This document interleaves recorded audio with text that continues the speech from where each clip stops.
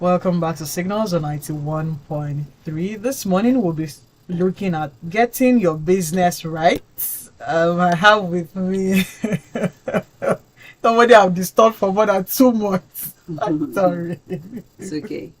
Right. With over 20 years in the business and marketing industry, she has a proven track record in business and marketing strategies spanning the 360-degree facet of marketing and business development. She's brought multiple products and projects to life over the years, leading internal and external marketing teams in the two Nigerian foremost telecoms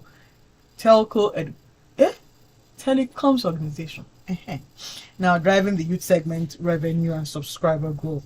She recently joined the China Europe International Business School, CREBS Africa. She understands that the role MSMEs can play in national economic development and is committed to supporting their growth through practical exposure to the needed skills and international best practice. She's been involved in non-profit projects supporting potential entrepreneurs like myself, students and marketing professionals with marketing development skills. She founded the online Quran competition in Nigeria, raising funds to fully execute the project. The project was designed to encourage reading habits amongst children aged 7 to 15 years with focus on Quranic recitation. I have with me Saidat Lawal Mohammed. Welcome to Signals. Thank you for having me. Thank you too for coming. Now we're discussing getting your business right, and you recently joined the China Europe International Business School as the head of Executive Education Africa. Yeah. Well, you've moved from dealing with customers to now teaching entrepreneurs and MSMEs. How's that been like? So my journey to CEBS, that's the short form of China Europe International Business School, has been really about the back end. How do you get people who are interested in growing their businesses to come on a program, learn a few new things, network, and get international exposure for themselves and for their business. Maybe one day I'll be teaching there, I don't know yet. But the idea for me is really around looking at whether it's companies, whether it's government organizations, whether it's associations, or small business owners to learn and unlearn some of the things that they're doing. We have programs for different cadres and caliber of people, and we have a fantastic MBA program. We have a beautiful MBA program, but I mean, I'm sure that's not why have you started speaking Chinese? Except for Ni Hao Ma, which is hello, really. Okay. For some of us that used to watch Korean drama, we are almost You'll be learning speaking the speaking the language gradually. Now, in terms of getting your business right that we're discussing this morning, is how can MSMEs get their business right, at least for once, when they open their business at 8 a.m. and they open their shops and they're like, okay, what can we do right? Okay. So I think the first things first is, does your business address an opportunity? Is there something that is missing in your environment that your business is providing a solution for? If you're not providing a solution, you cannot. Open the market. Yes, but if it's not, someone needs to need you. Someone needs to want the thing you have. Otherwise, who will you be selling to? So this is the stats of what I have. Do people need it? For example, I've been involved. I've been involved in travel and indoor plants. Why did I go into travel? I love to travel, and I know people like me who love to travel. So therefore, I want to be of service to those kind of people. Why did I go into plants? I went there because post-COVID, many people wanted indoor plants in their houses. They wanted to clear the air. Indoor plants. So this is why I went in there. So you just spoke to someone who is into baby care and maternity. So there are definitely people who are getting pregnant, who are having babies, and they have a need for those kind of things. So the first things first is there a need? The second thing is, how do you stand out? Because more likely than not, you're not the only one in your environment that is providing that service. How do you want to stand out? What do you want to mean to people who are using your service. One of the things that it's easier to talk to people that you know around you, who already know you, who already trust you.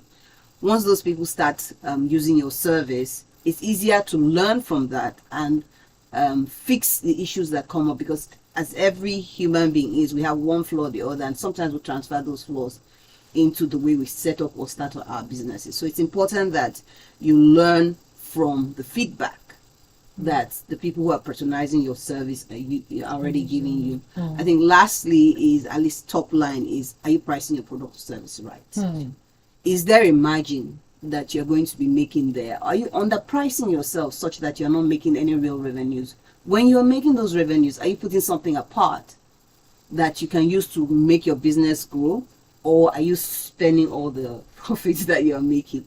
There are a number of things that you have to do, but I think the most important thing is whatever you do, be consistent.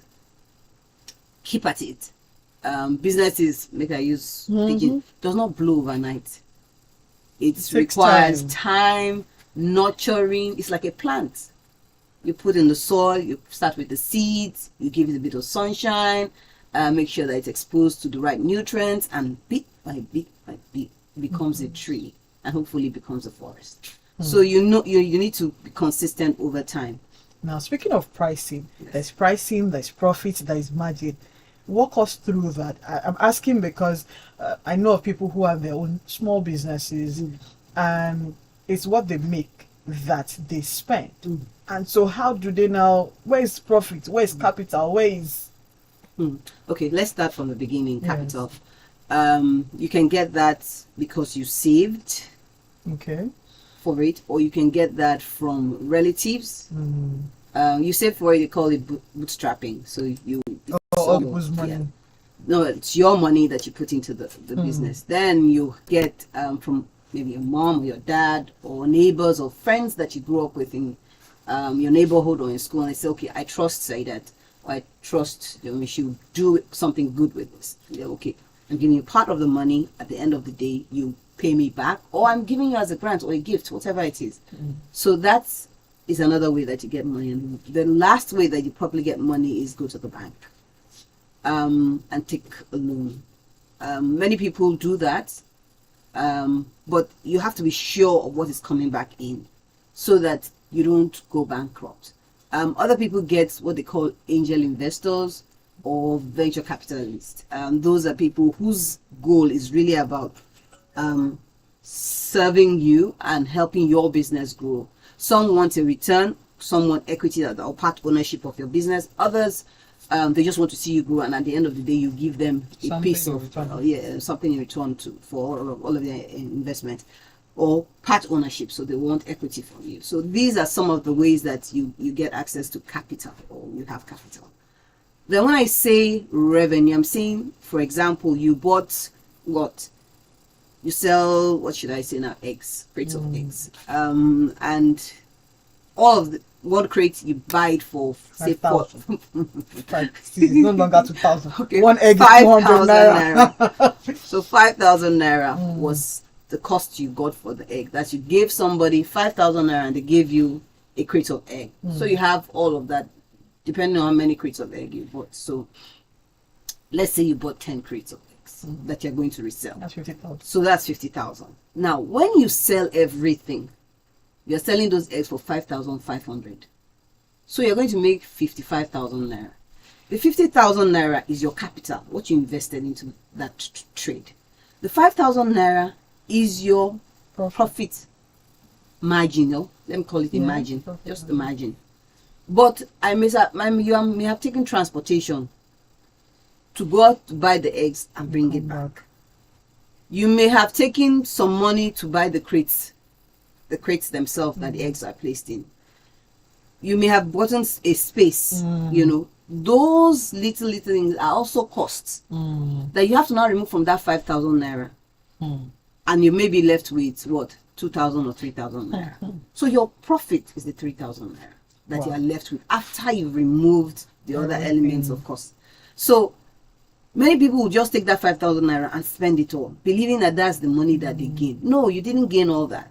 The other thing is that of that 3,000 naira that is remaining, are you going to put some back into the business So that next time you're going to buy eggs, you're You not have buying, enough. 10 crates of egg. You may be buying 10.5 crates of eggs. Hmm. So that you begin to expand your business. So in layman terms, that's how you look at margin, and then you look at profit, and then capital. Now then, how do we? Yes, I got that, and it's at least a bit easy. So that when you sometimes we see money and like, oh, we made money, but Yes. when you look at the expenses, I call it office expenses. When you look Yes. at all of those expenses, Yes. it's a lot. Now, how do we price that we don't underprice? It depends on who you're selling to. Okay. You see that 5,000 naira egg.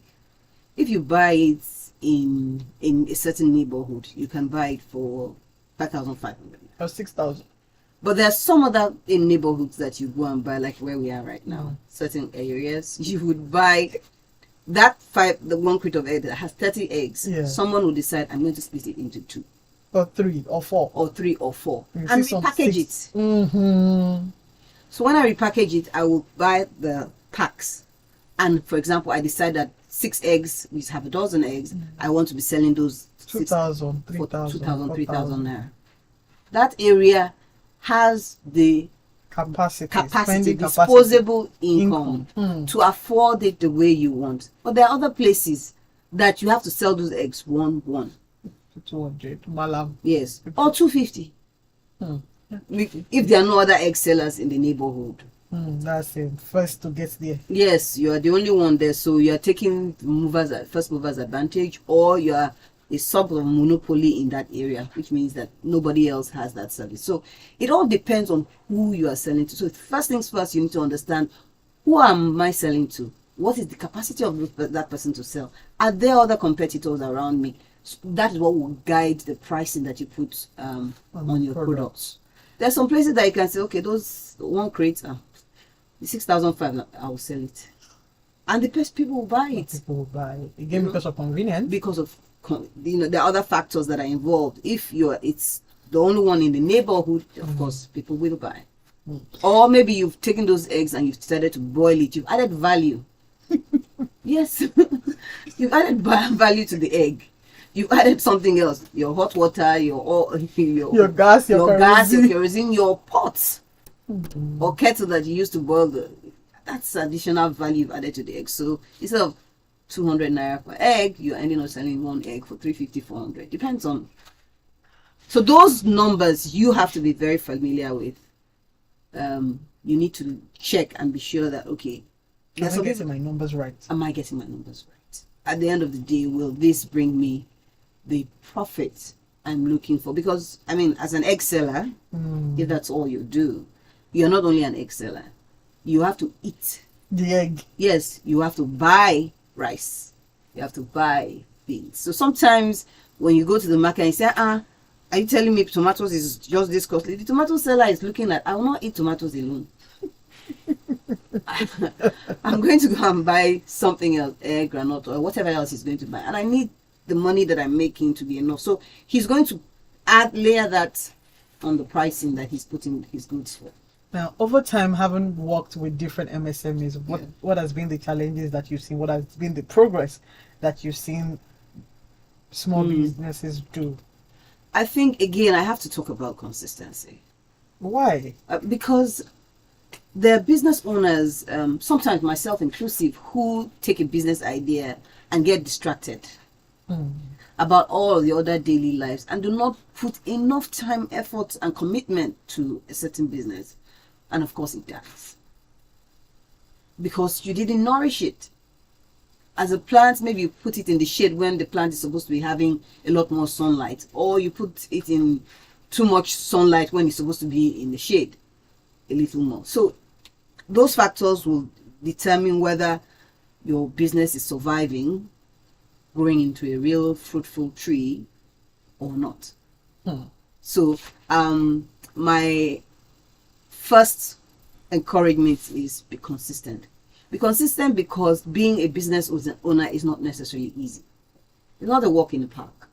It requires you constantly thinking of ways to improve that thing you started, to make it grow bigger and better than what it currently is. Includes asking people about feedback for your business and figuring out, okay, this feedback, is it worth putting it into my business and making that change, or maybe leaving the business the way it is, because people are different. So maybe the person who is complaining about certain things is not the right customer for you, for example. You know, the other thing is funding. Many business owners complain about funding. There's not enough money to grow and expand into the ways that they want to. And for me, I think that the way to look at that is, what are the opportunities around you for funding? Is it possible for you to cooperate with your competitor in Nigeria? Yes. That's and hard. but there are many people who are doing that because they realize that for this particular line of business, for example, let's go back to that example again. I'm taking it to the Meshai in the corner. Well, I'm not collecting money from the Meshai when I give him the crate of egg. You have to come back. I come back. I allow him sell it for me. And he gets his own gain and I get my own gain. That's some kind of cooperation. I know that sometimes when a poultry doesn't have eggs, you have to borrow eggs from another poultry. And sell. So you're looking at what are the opportunities around me. You need to open your mind to what the opportunities around you are and to find the advantage that is good for yourself and another business. I think that the sky is wide enough for everyone to succeed. I personally believe that. And not only that, we're in a country of hundreds of millions of people, heads, who must, if you're in the food business, eat. If you're in the transport, you must move from point A to point B. If you're in the telco business, must talk to somebody or the other. So there's a lot that can be offered by every and anyone if you put the thought behind the product you're taking to the market, how you structure your business, who you work in collaboration with, and the likes. Now, still on the MSMEs, do you really think funding is the problem? I think it's a bit of a problem, yes. They believe that. So therefore, if they believe that, then I do think that that's a problem. Sometimes you don't want to go to the bank. Because really that's the place that you should ideally go. Be able to go. You don't want to go there because look at the economics. They'll ask you all the questions. So not just that, because many people are afraid that, okay, my business profit margin is not up to 30% or not up to 40%. So when I'm going to the bank, the people that bought from me, they're not going to pay me in 30 days. They're going to pay me in 60 days. And I'm going to the bank and the bank expects me to pay back in a certain amount of days. Once it crosses that, the bank is rigid in the sense that this is how it's going to collect. This is the contract you signed, right? So they don't want to go to the bank. But are there other people that that are running a business? So I know of back when I was in corporate work, there were a group of women who came together and colleagues in the office and said, okay, this is what we're going to do. We're going to do ajo. Yeah. The ajo, we're going to hand it over to each of us. First person to collect. All the way down. So they preferred the ones that are longer term, 6 months to one year. So when we collect that funding, we're going to give it to you and you do whatever it is you want. Whether you want to build a house or you want to add to your business, whatever it is. There was another kind of group of people who decided, no, we're all going to pull the money together and we're going to invest it as a collective.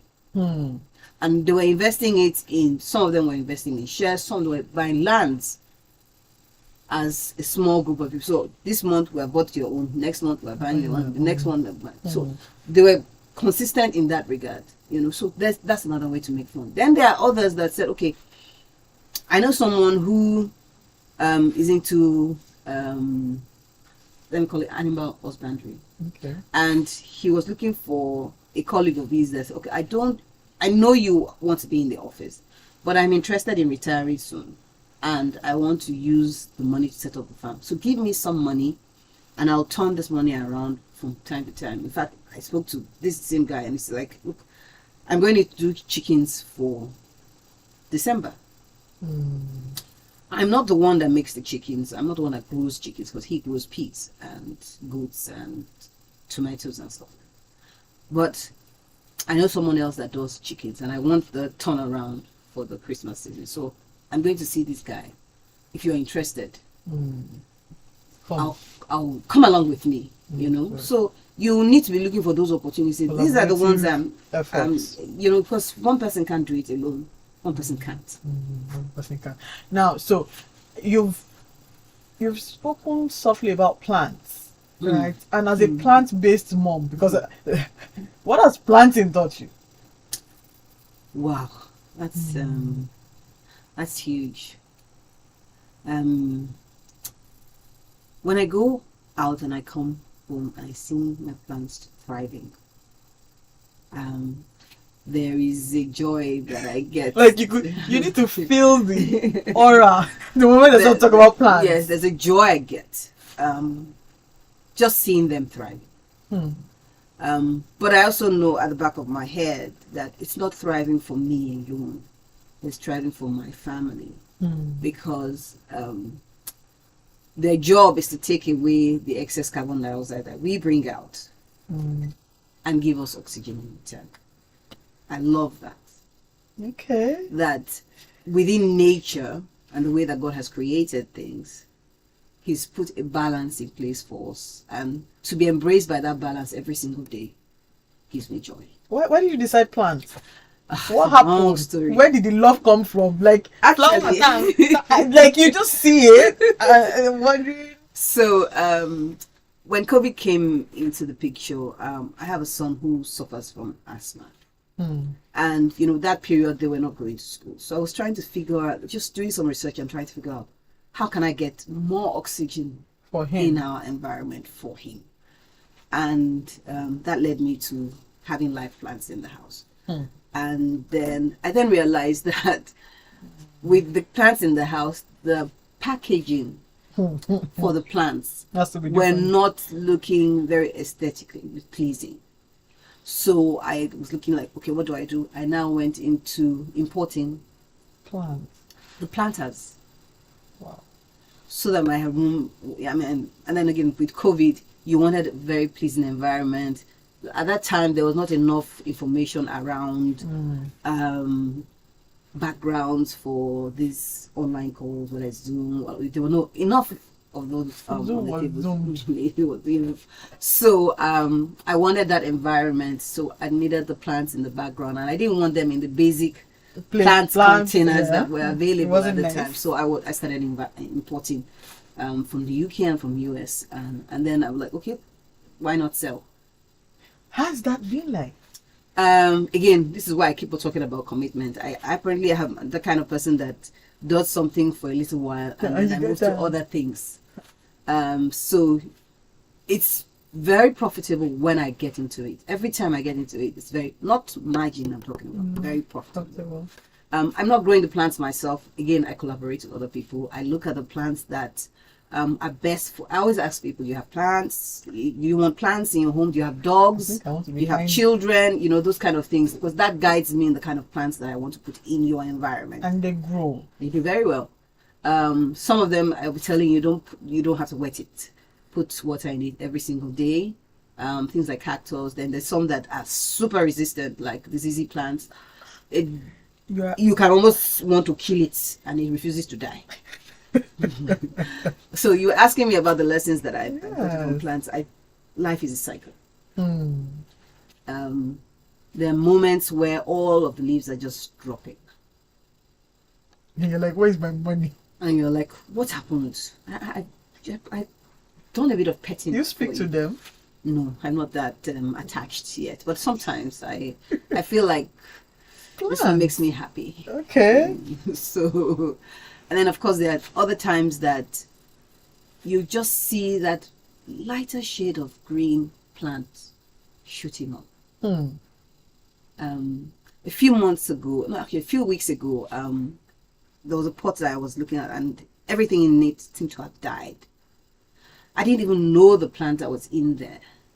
But I saw this root.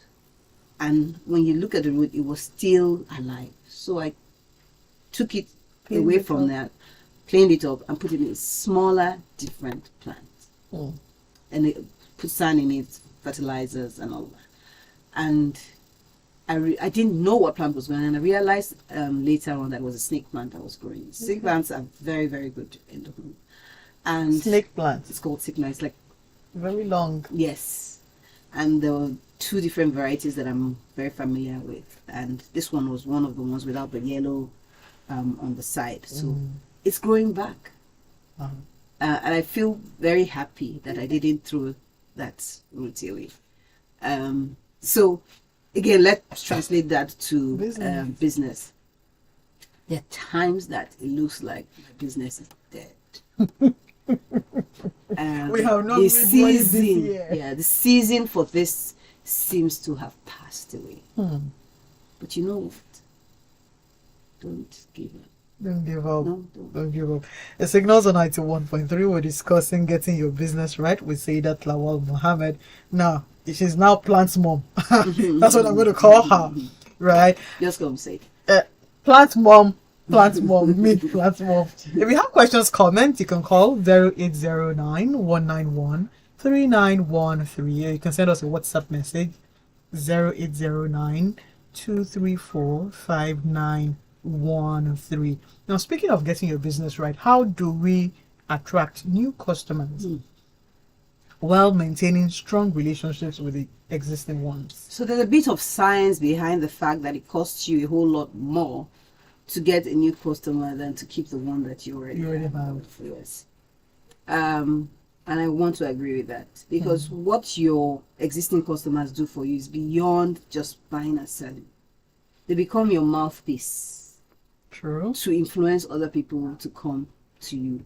And that's, I guess, the logic behind network marketing and the likes, because it is one person satisfied who tells another person. So for me, word of mouth is very, very important from a marketing point of view, because we're human beings. We always relate to one another. We relate to one another, and many of the people who have either tried my travel business or tried my plant business is because they talked to somebody else or they talked to me. So I encourage you to have good relationships with the people who you already have, but it's easier to keep them than to go and find new people. The second way is generally because my life has revolved around marketing and marketing course. You do have to tell other people. The more people you tell, the better.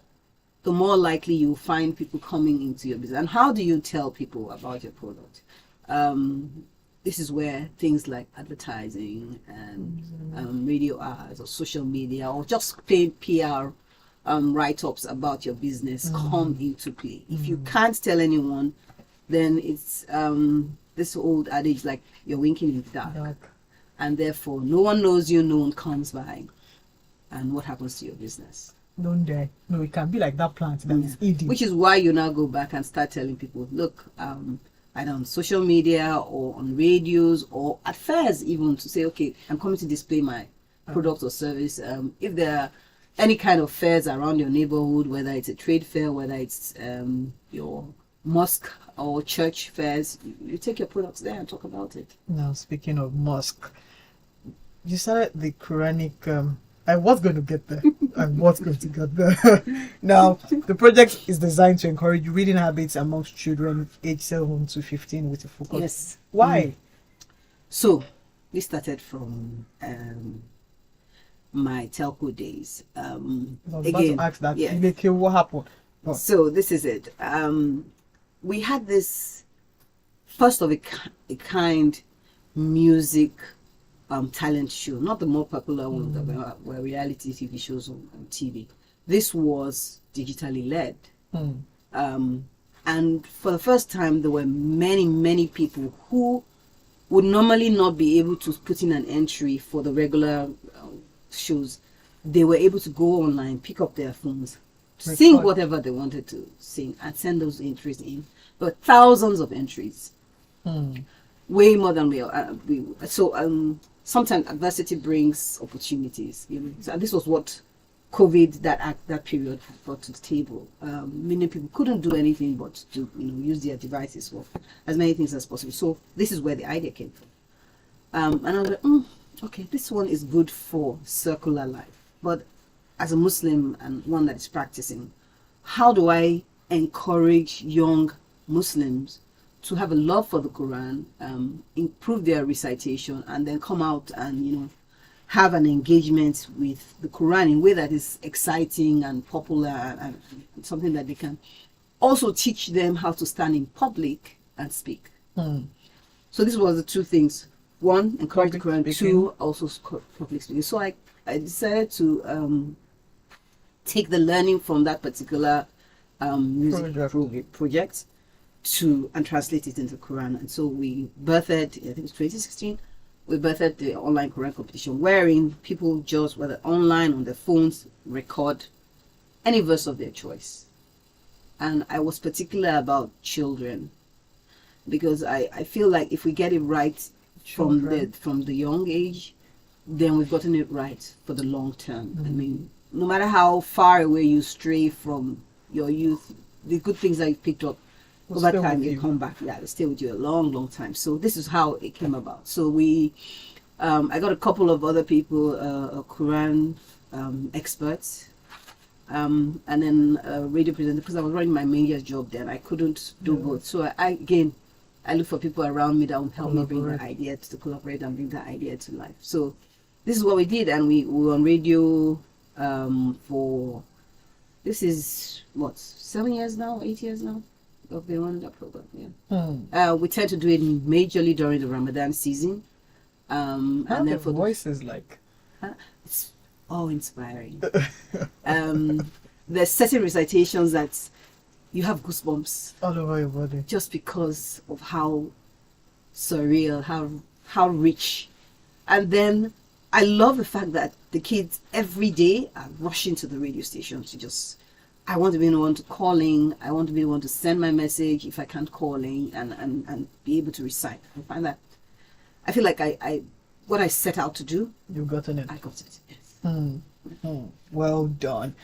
Because I asked that there was a short video that I watched of a young Arabic boy who was reading, and the teachers were In awe. that the voice, the music, the way sound, he recited it God, was no. really excited.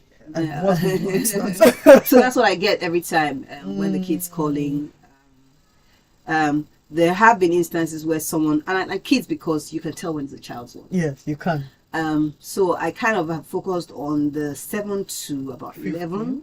No, in more recent times, the 7, I was in the 15 at the beginning, but in more recent times, I've kind of focused on the 7 to 11 because their voices haven't started to change for the most part. So you can tell because it's online that this is the voice of the child.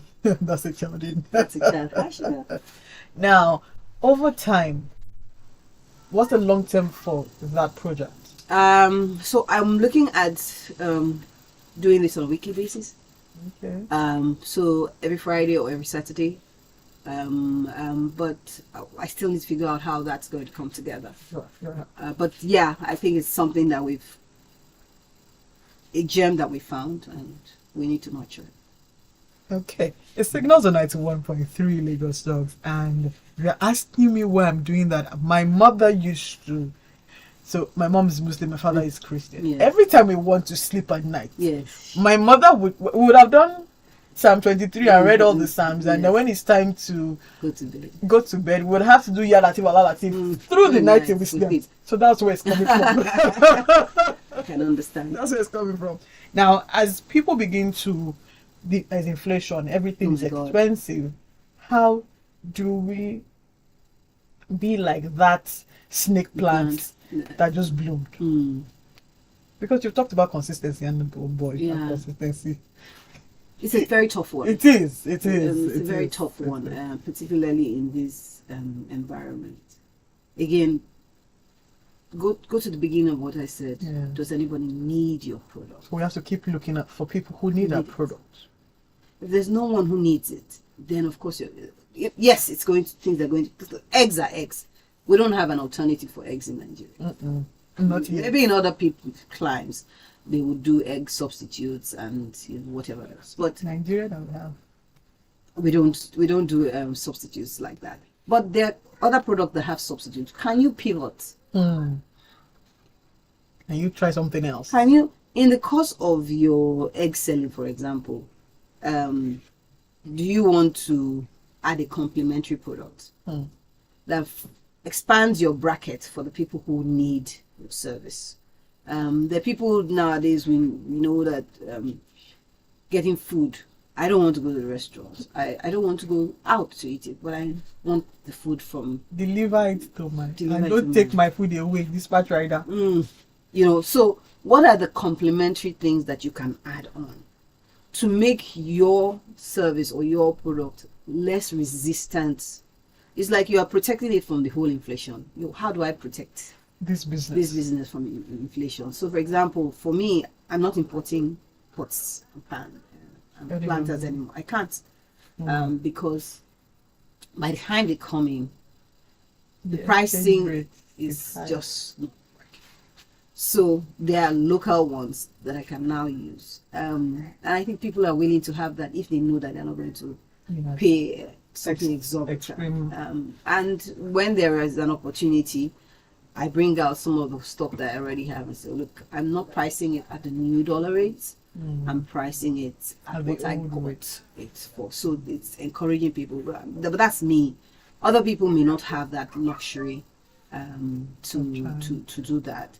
So the thing is, what else can you add to protect the margin that you currently have? Because if it's in food business or transportation, there's some necessity businesses, but then there's also luxury business. It means that you have to look for more people who are interested in the luxury side of things. How do you market to people for luxury products? It's different from what you market for mass market and the like. So you need to do some research yourself. You don't sit down and assume.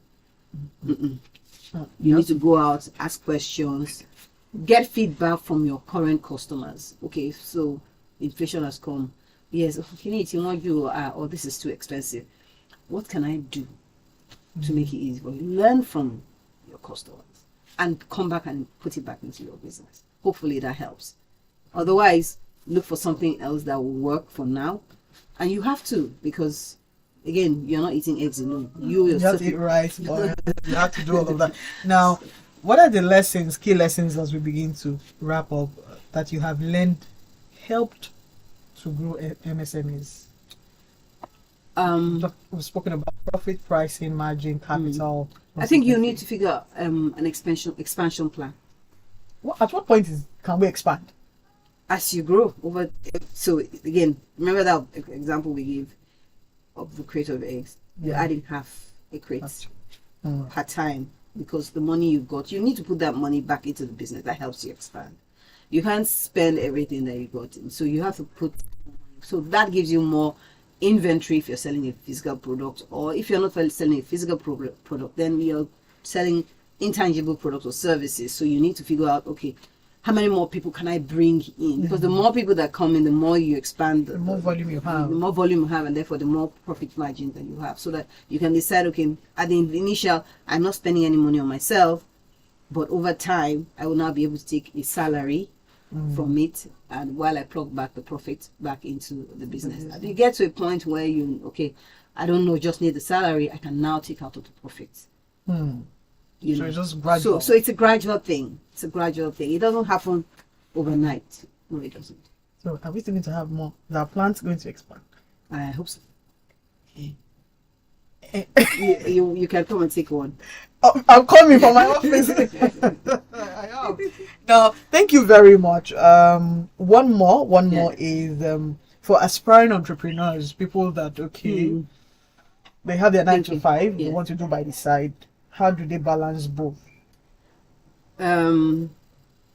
So I've been doing a bit of studying in recent times, and because we only have 24 hours in a day, you do have to take out of your sleep time. Okay, you're 5 to 9. Yes, you have to find out somewhere in that to put time that, So this lady is a calligrapher, and she started waking up at 4 o'clock every day.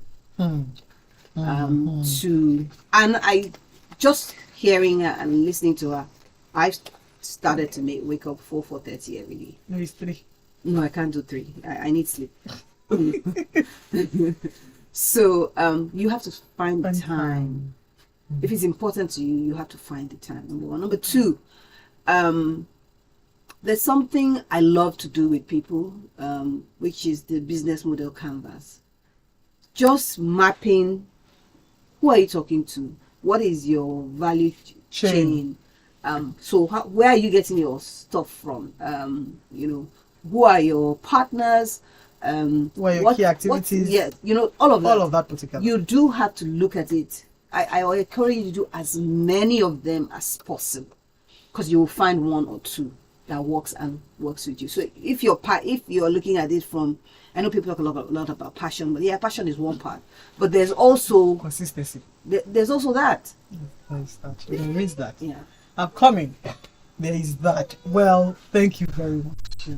And then this is the second time I'm having her from the days of really like Anyway. Yes, so and that's it for Signals. Thank you so much, Saidat Lawal. Thank you for having me. Mom. I'm going to take a plant. Thank you for having me. And well done. I love you've been on this journey for a number of years, and you've stayed true to it, and you're growing every single day. And I'm glad that we're still in touch. Obviously, and thank you for this opportunity once again. Thank you too, and don't make me shy. Anyway, you're allowed to forget my life. So we come your way again next Saturday, like we always say on Signals. Dream again, create opportunities for people, and because people will be people, keep creating opportunities. Have a wonderful week, and God bless. God bless you. Thank you.